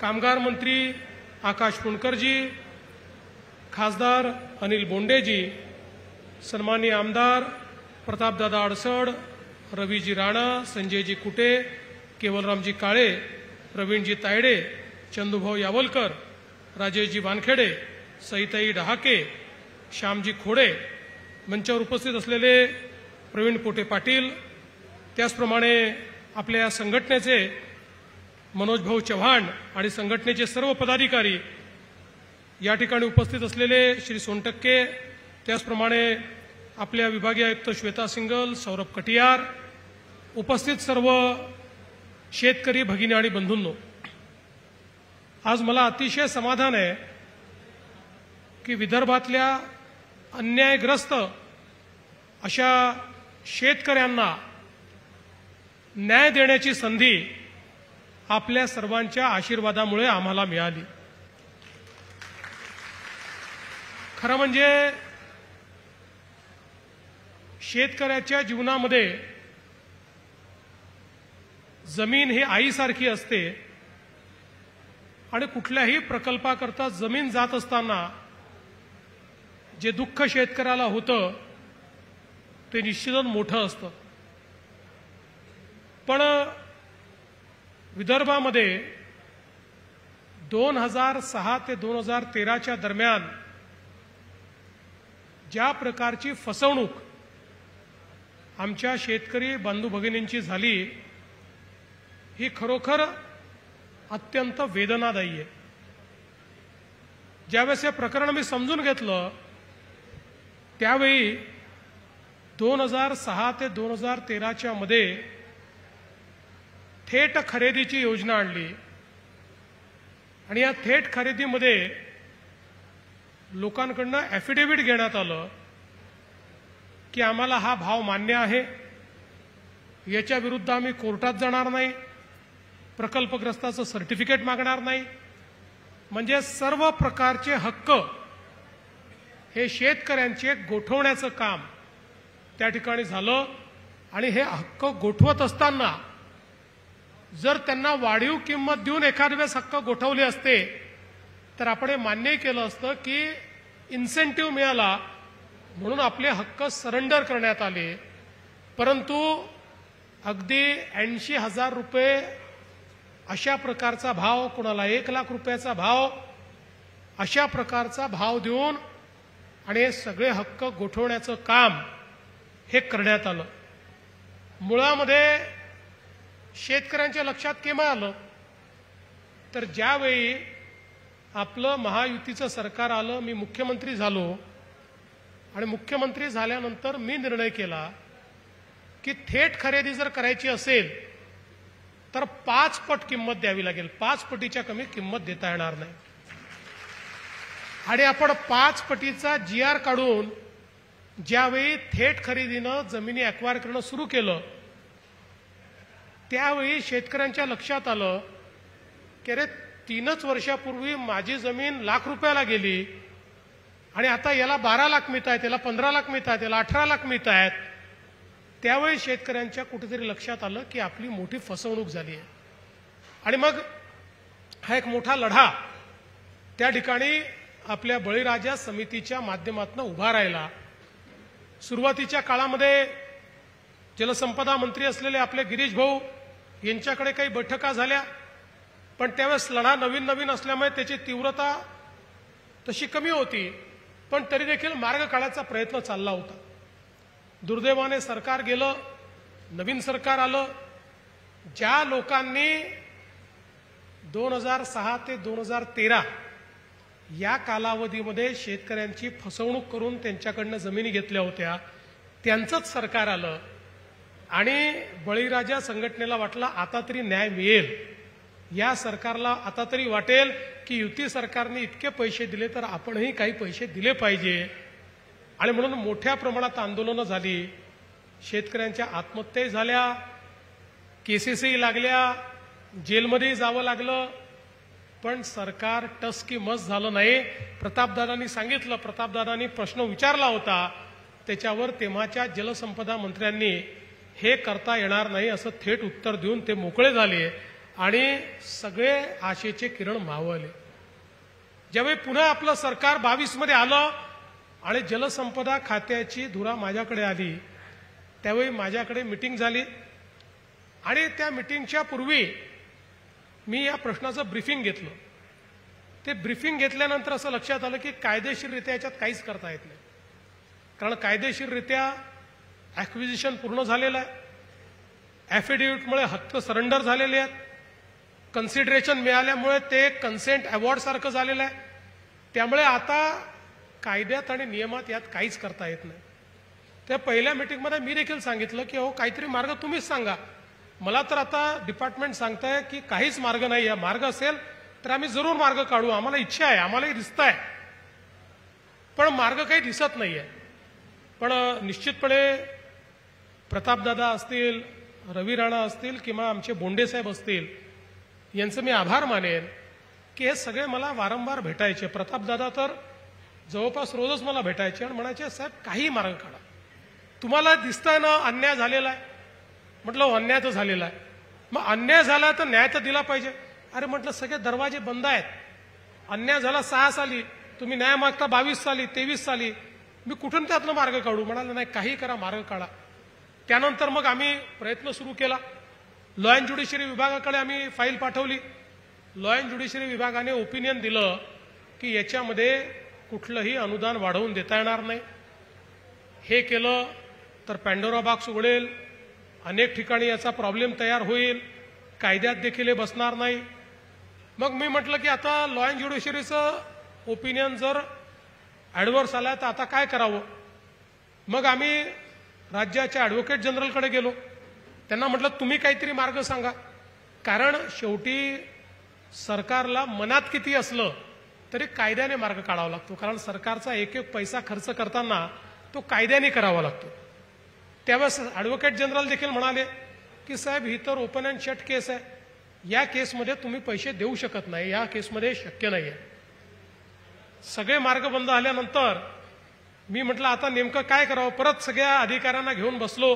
परत हे आमची सगळी आमदार मंडळी माझ्याकडे आली, म्हणाले साहेब काही करा, मार्ग निघालाच पाहिजे. मग मी ज्यावेळेस आमच्या सगळ्या लोकांना घेऊन बसलो आणि मी त्यांना म्हटलं की आपण सानुग्रह अनुदान म्हणून दिलं तर काय होईल? ते म्हणाले साहेब त्याच्यामध्ये सीएजीचं ऑब्जेक्शन येईल, ऑडिटर अँड कॉम्प्ट्रोलर जनरल जे आहे ते ऑब्जेक्शन घेतील आणि त्यानंतर आमच्यावर कारवाई होईल, आमच्यावर आम्ही अडचणीत येऊ. मी त्यांना म्हटलं समजा मीच फाईल लिहिली आणि मीच निर्णय केला तर तुमच्यावर कसं येईल? ते माझ्यावर येईल, ते तुमच्यावर नाही येणार. त्यामुळे म्हटलं जेव्हा सीएजीचा पॅरेग्राफ येईल, माझी तयारी आहे, मी स्वतः सीएजीचा पॅरेग्राफ आल्यानंतर तिथे एक्सप्लेन करायला जावं लागतं, निर्णय का घेतला, कुठल्या कायद्यात घेतला, कुठल्या नियमात घेतला. या अधिकाऱ्यांना सांगितलं मी स्वतः जबाबदारी घेतो, मी स्वतःच आहे, सीएजीचं उत्तर मी देईन. किंवा सीएजीचा रिपोर्ट सादर झाल्यानंतर त्याच्यामध्ये ज्यावेळेस काही स्ट्रिक्चर्स येतात त्यावेळेस तो रिपोर्ट हा लोकलेखा समितीपुढे जातो. म्हटलं लोकलेखा समितीपुढे मी जाईल, मी त्याला उत्तर देईल. आपण शेवटी कायद्याने आपल्याला जर दिसतंय की अन्याय झालेला आहे तर अशा परिस्थितीत आता आपल्याला कायदेशीर वाट नाही, म्हणून अन्याय सहन करायचा आणि आपण तो सोडून द्यायचा हे तर आपल्याला करता येणार नाही. आणि त्यानंतर आमचे जे विभागाचे लोक आहेत जलसंपदा, त्यांनी मग कणखर भूमिका घेतली. ते म्हणाले साहेब ठीक आहे, आपण हा निर्णय करूया सानुग्रह अनुदानाचा, जे काही होईल आम्ही देखील तुमच्या सोबत आहोत. आणि आम्ही तो एका झटक्यात निर्णय केला.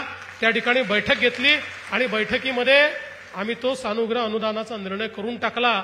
आणि मला अतिशय आनंद आहे की आज त्याच्या वाटपाची सुरुवात देखील आपण केली आहे. शेवटी मला या गोष्टीचं दुःख खूप व्हायचं की अशा प्रकारचा अन्याय करताना दरवेळेस अन्याय विदर्भातल्या लोकांवरच का? अशा प्रकारची खरेदी कुठेही झाली नव्हती. 2006 ते 13च्या काळामध्ये महाराष्ट्रात कुठेच नाही, केवळ विदर्भातल्या शेतकऱ्यांवर अन्याय होता. आणि म्हणून निश्चितपणे मला या ठिकाणी अतिशय मनाला वेदना होत्या आणि आम्ही हा कणखर निर्णय घेतला. आणि आज मला या गोष्टीचं समाधान आहे. शेवटी आपण राज्यकर्ते म्हणून कायद्याने नियमानेच काम केलं पाहिजे. पण छत्रपती शिवरायांनी देखील आपल्याला सांगितलेलं आहे की जेव्हा अन्याय होत असेल त्यावेळेस अन्याय करणारा कायदा देखील बदलला पाहिजे. अन्याय करणारा कायदा दूर करून न्याय करणं हे राज्यकर्त्याचं काम आहे. आणि म्हणून ते काम करण्याचा प्रयत्न आम्ही केला. आणि त्यातून आज मला खरं म्हणजे समाधान झालं की सगळ्यात पहिल्या शेतकऱ्यांना जो आम्ही चेक दिला 7.5 लाख रुपयाचा जराड, त्यावेळेस त्यांच्या डोळ्यात पाणी आलं आणि ते म्हणाले की पोरीचं लग्न कसं करायचं या विवंचनेत मी होतो आणि हा चेक मला मिळाला आणि तुम्ही माझं त्या ठिकाणी खूप मोठं ओझं हलकं केलं.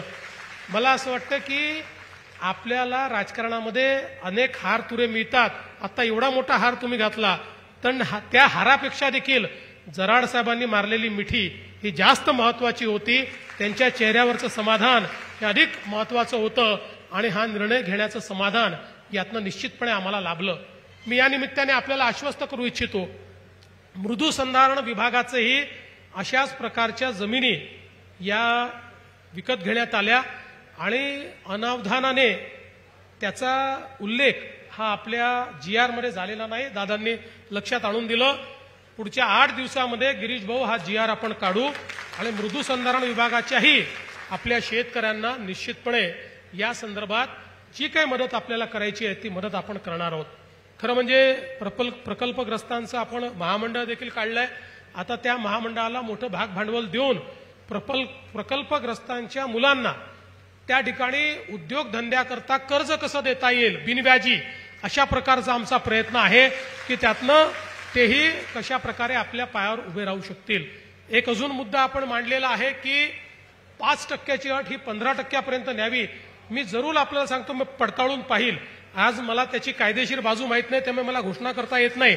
पण हे जे काही वाढवता येणं शक्य असेल ते आपण वाढवण्याचा प्रयत्न करू. कारण खरंच आहे की इतक्या मोठ्या प्रमाणात प्रकल्पग्रस्तांची यादी वाढतेय आणि त्या संदर्भात आपल्याला त्यांना कुठेतरी काम देणं हे अत्यंत महत्वाचं आहे. मध्यंतरी आमच्या संजूभाऊ कुटेंनी देखील काही प्रकल्पग्रस्तांना कशा प्रकारे आपण ऍडजस्ट करू शकू आणि जास्तीत जास्त नोकरीमध्ये कसं सामावून घेऊ शकू या संदर्भात काही विषय माझ्याकडे मांडले होते.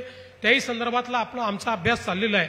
मी आज या निमित्ताने आपल्याला एवढंच सांगतो की शेतकरी असतील किंवा प्रकल्पग्रस्त असतील, आज तर आम्ही जमिनी ॲक्वायर तर आपल्याला कराव्या लागतात, कधी सिंचनाकरता कराव्या लागतात, कधी रस्त्याकरता कराव्या लागतात.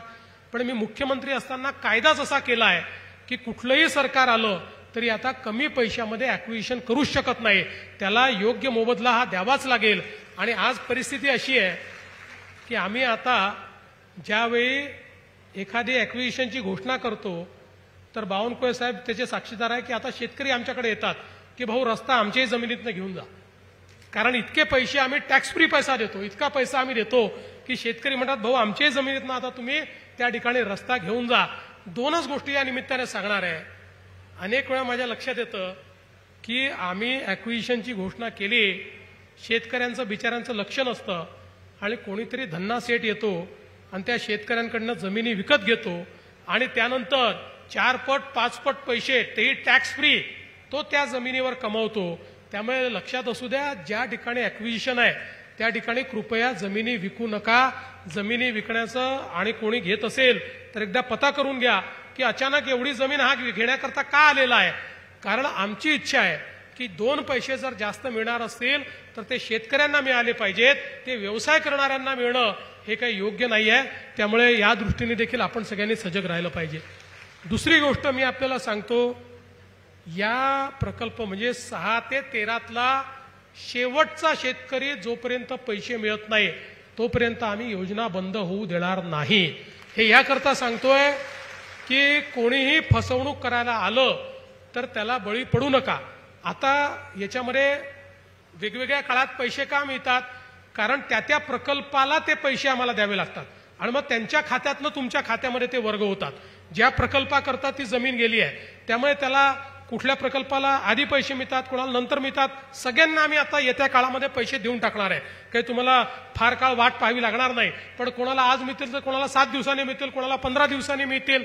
त्यामुळे कोणी येऊन जर तुम्हाला सांगितलं तुझं नावच नाही आहे, तुझं काही प्रॉब्लेम असेल, तुम्हाला जर एकाची कोणाची अडचण असेल, आमचे सगळे मंत्री आमदार या ठिकाणी बसल्यात, त्यांच्यापर्यंत जा, त्यांना सांगा की माझं नाव सापडत नाहीये, ही माझी जमीन आहे, हे माझे कागद आहेत. त्याचा पाठपुरावा करून त्यालाही पैसे मिळवून देण्याची जबाबदारी आमची आहे. पण कोणत्याही दलालाच्या भानगडीत या ठिकाणी पडू नका. मी आज या निमित्ताने आपल्याला एवढं सांगू इच्छितो की मोठ्या प्रमाणात आपल्या शेतकऱ्यांना लाभ मिळाला पाहिजे. या दृष्टीनं मागच्या काळामध्ये आपण बळीराजा जलसंजीवनी योजना आणली आणि वर्षानुवर्ष जे सिंचनाचे प्रकल्प अपूर्ण होते 5 वर्षामध्ये 79 प्रकल्प या विदर्भातले आपण पूर्ण केले. 25,000 कोटी रुपये आपण त्या ठिकाणी लावले. जे प्रकल्पांना सुप्रमा नव्हती अशा प्रकल्पांची सुप्रमा करून त्याचंही काम सुरू केलं. आणि पुढच्या काळामध्ये आपल्याला कल्पना आहे वैनगंगा नळगंगा सारखी योजना, जसं समृद्धी महामार्ग मी ज्यावेळेस करून म्हणून सांगितलं, लोक मला वेड्यात काढायचे की 55,000 कोटीचा रस्ता होतो का, असा रस्ता कधी होणार आहे का. पण मी सांगायचो समृद्धी महामार्ग विदर्भाची लाईफलाईन बनेल. विदर्भामध्ये उद्योग येण्याकरता, व्यापार येण्याकरता आणि शेतकऱ्याच्या शेतमालाला भाव मिळण्याकरता हा समृद्धी महामार्ग अत्यंत महत्वाचा आहे. त्यावेळेस लोक वेड्यात काढायचे, पण आपण तो समृद्धी महामार्ग बनवून दाखवला. आणि आता दुसरा महत्वाकांक्षी प्रकल्प जो विदर्भातल्या शेतकऱ्यांच्या जीवनात परिवर्तन करणार आहे तो म्हणजे नळगंगा वैनगंगा नदीजोड प्रकल्प. जवळपास 600 किलोमीटरची नवीन नदी आम्ही तयार करतोय. जी वैनगंगेपासनं तर नळगंगा आणि पलीकडे बुलढाणा जिल्हा, वाशिम जिल्हा शेवटच्या टोकापर्यंत आम्ही ही नदी नेणार आहोत. या नदीमुळे आपल्या अमरावती विभागातले 5ही जिल्हे आणि नागपूर विभागातला वर्धा आणि नागपूर असे 7 जिल्हे हे पूर्णपणे दुष्काळ मुक्त होणार आहेत. 10 लाख एकर जमीन ही ओलिताखाली येणार आहे आणि विदर्भामध्ये एकही कोरडवाहू शेतकरी राहणार नाही. शेतकरी सगळे बागायती होतील, सगळ्यांच्या शेतीपर्यंत पाणी, आणि तेही पाणी ड्रिपच्या माध्यमातून त्या ठिकाणी देण्याची योजना आम्ही आखलेली आहे. आणि हे सगळं करत असताना आपल्याला कल्पना आहे, आता शेतकऱ्यांकडनं आम्ही विजेचं बिल घेत नाही. आता सगळे फिडर आम्ही कृषीचे हे सोलरवर आणतोय. 2026च्या डिसेंबरपर्यंत हे काम पूर्ण झालं की त्यानंतर आमच्या शेतकऱ्याला दिवसा 12 तास 365 दिवस आम्ही मोफत वीज देऊ. रात्रीच्या विजेची झंझट ही शेतकऱ्याच्या पाठीशी राहणार नाही आणि त्या माध्यमातून मोठ्या प्रमाणात शेतकऱ्यांना दिलासा देण्याचं काम हे आपल्या सरकारच्या माध्यमातून होत आहे. आपल्याला माहिती आहे की आता आपण मेगा टेक्सटाईल पार्क केला, आता PM मित्रा टेक्सटाईल पार्क करतोय की ज्याच्या माध्यमातून विशेषतः कापसाचा जो शेतकरी आहे याला कापसापासनं तर कापडापर्यंत, कापडापासून फॅशनपर्यंत अशा प्रकारचं सगळं व्हॅल्यू ॲडिशन करायचं आणि त्यातनं 2 लाख लोकांकरता रोजगार तयार करायचा. त्याची सुरुवात देखील आपण अमरावतीमध्ये केलेली आहे. आणि एक अजून योजना त्या संदर्भातली मी लवकरच घोषित करणार आहे की ज्यामध्ये कापसाच्या शेतकऱ्यांचं एक फार मोठं व्हॅल्यू क्लस्टर हे आम्ही तयार करणार आहोत, ज्यातनं शेतकऱ्यांना योग्य दाम मिळाला पाहिजे आणि ॲश्युअर्ड मार्केट मिळालं पाहिजे, अशा प्रकारचा आपला प्रयत्न आहे. आपल्याला कल्पना आहे की मागच्या काळामध्ये नानाजी देशमुख कृषी समृद्धी योजना ही आपण वर्ल्ड बँकेच्या माध्यमातून सुरू केली आणि विशेषतः आपल्या हा जो काही पश्चिम विदर्भ आहे इथल्या सगळ्या जिल्ह्यांमधल्या काही गावांमध्ये जवळपास 4000 गावांमध्ये आपण ही योजना सुरू केली आणि या योजनेची फळं आज आपल्याला दिसत आहेत. मोठ्या प्रमाणात जलसंधारणाची कामं झाली आहेत, लोकांकडे यांत्रिकीचं त्या ठिकाणी प्रशिक्षण झालं आहे, यांत्रिकीची सुरुवात झालेली आहे, वेगवेगळ्या प्रकारे नवीन टेक्नॉलॉजीज आपण त्या ठिकाणी आणलेल्या आहेत. आता याचा दुसरा टप्पा 6000 कोटीचा हा आपण पुन्हा हातामध्ये घेतलेला आहे आणि सॅच्युरेशन पद्धतीनं गावात गेलं की गावातले जलसंधारणाचे स्ट्रक्चर्स असतील, त्या गावामध्ये जेवढी मागणी असेल त्या सगळ्यांना ड्रिप इरिगेशन असेल, स्प्रिंकलर असेल, त्या गावामध्ये जेवढी ट्रॅक्टरची मागणी असतील तेवढे ट्रॅक्टर असतील, BBF असेल, वेगवेगळ्या प्रकारच्या फवारणीचे तंत्र असतील, ड्रोन असतील, अशा सगळ्या गोष्टी सॅच्युरेशन पद्धतीनं त्या गावामध्ये द्यायच्या, जेणेकरून ते गाव हे परिपूर्ण झालं पाहिजे आणि तिथली शेती जी आहे ती शेती वातावरणातल्या बदलातनं कुठेतरी त्याचा जो वाईट परिणाम आहे त्या वाईट परिणामातनं आपल्याला मुक्त करता आली पाहिजे आणि शाश्वत पिकं हे आमच्या शेतकऱ्याला घेता आले पाहिजेत, अशा प्रकारचा आपला प्रयत्न आहे. त्याचसोबत आपण स्मार्ट सारखी योजना सुरू केली आहे, ज्या योजनेच्या अंतर्गत प्रत्येक गावामध्ये जी आपली प्राथमिक सोसायटी आहे या बहुउद्देशीय सोसायटीला आपण बहुउद्देशीय सोसायटीमध्ये त्या ठिकाणी परिवर्तित करून 13 प्रकारच्या योजना या सोसायटीला आपण देणार आहोत की ज्या योजनांच्या माध्यमातून ती सोसायटी बळकट होईल आणि ती सोसायटी त्या ठिकाणी ॲग्री बिझनेस सोसायटीमध्ये परिवर्तित होऊन एक प्रकारे शेतकऱ्याच्या शेतमालाला भाव देण्याकरता बाजाराचं काम ही गावातली सोसायटीच करेल, अशा प्रकारचं आपण एक काम हातामध्ये घेतलंय. याच्याकरता देखील वर्ल्ड बँकेने आपल्याला मदत दिलेली आहे.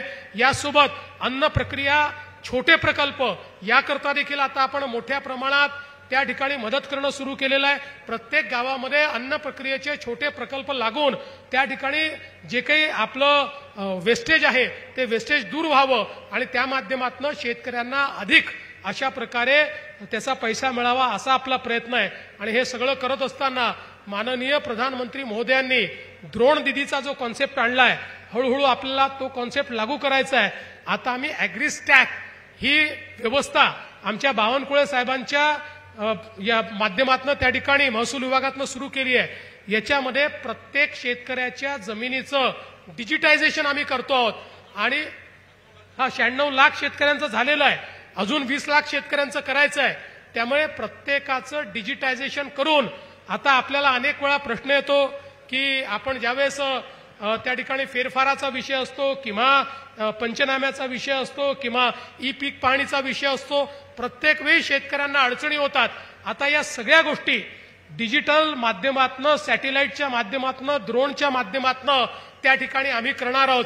त्यामुळे शेतकऱ्याला नुकसान भरपाई द्यायची असेल तरी देखील आमच्याकडे पंचनामे झाले नाही, पंचनामे चुकीचे झाले, आमच्याकडे कोणी आलंच नाही असं म्हणायला आता कुठे वावच राहणार नाही. अशा प्रकारे कम्प्लिटली डिजिटली आम्ही ते करतो आणि हे करत असताना आपल्याला पुढच्या काळामध्ये गटशेतीकडे मोठ्या प्रमाणात जायचं आहे आणि गटशेतीसोबत नैसर्गिक शेतीकडे जायचं आहे. त्यामुळे गटशेती करता आणि नैसर्गिक शेती करता मोठ्या प्रमाणात प्रोत्साहन देऊन विषमुक्त शेती आणि विषमुक्त शेती करताना त्या शेतीमध्ये आपली उत्पादकता वाढली पाहिजे या दृष्टीनं वेगवेगळे प्रयोग हे आपण पुढच्या काळामध्ये करणार आहोत. त्यामुळे मोठ्या प्रमाणात शेतीमध्ये गुंतवणूक करायची. आज आपल्याला माहिती आहे की मोदीजींनी आपल्याला 6,000 रुपये देणं सुरू केलं तर आपणही राज्याकडनं 6,000 रुपये शेतकऱ्यांना त्या ठिकाणी देण्याची सुरुवात केली. पण शेतीमध्ये रिलीफ आणि रिहॅबिलिटेशन पेक्षा गुंतवणूक वाढली पाहिजे. गुंतवणूक जर वाढली तरच शेती फायद्याची होईल आणि म्हणून ही गुंतवणूक वाढवण्याच्या दृष्टीनं एक मोठा कार्यक्रम आपण राबवलेला आहे की ज्यातनं शेतकऱ्यांना अधिकारिता देऊन शेतकऱ्याची गुंतवणुकीची कॅपॅसिटी वाढवून शेतकऱ्याच्या शेतीत गुंतवणूक करून आणि शेती ही फायद्याची झाली पाहिजे अशा प्रकारचा प्रयत्न आपला आहे. मला विश्वास आहे येत्या काळामध्ये आपल्या सगळ्यांच्या आशीर्वादानं या ज्या वेगवेगळ्या योजना आम्ही हातामध्ये घेतल्या आहेत या योजना निश्चितपणे यशस्वी होतील आणि माझ्या विदर्भातला शेतकरी जो अन्यायग्रस्त आहे, जो आत्महत्याग्रस्त आहे, जो खऱ्या अर्थानं त्या ठिकाणी गरीब आहे त्या शेतकऱ्याच्या जीवनामध्येही एक मोठं परिवर्तन आम्ही घडवून दाखवू हा विश्वास मी व्यक्त करतो आणि हे परिवर्तन घडवण्याकरता आपलं प्रेम आणि आपला आशीर्वाद आमच्या पाठीशी असावा एवढीच विनंती करतो आणि माझं बोलणं संपवतो. धन्यवाद. जय हिंद, जय महाराष्ट्र. जाता आता आमच्या प्रतापदादांनी धामकची आठवण करून दिली आहे. धामकचं जे मॉडेल पुनर्वसन आहे ते निश्चितपणे केलं जाईल. प्रतापदादा तुम्ही सांगितलं झालं नाही असं कधीच झालं नाही. खरं म्हणजे तुम्हाला माहिती असेल मी धामकचं पुनर्वसन मंजूर केलं होतं. मध्यंतरी कोणी थांबवलं तुम्हाला माहिती आहे पण तुम्ही पुन्हा निवडून आले त्यामुळे आता धामकचं पुनर्वसन होत आहे. त्यामुळे ते निश्चितपणे आपण करू. धन्यवाद. जय हिंद, जय महाराष्ट्र.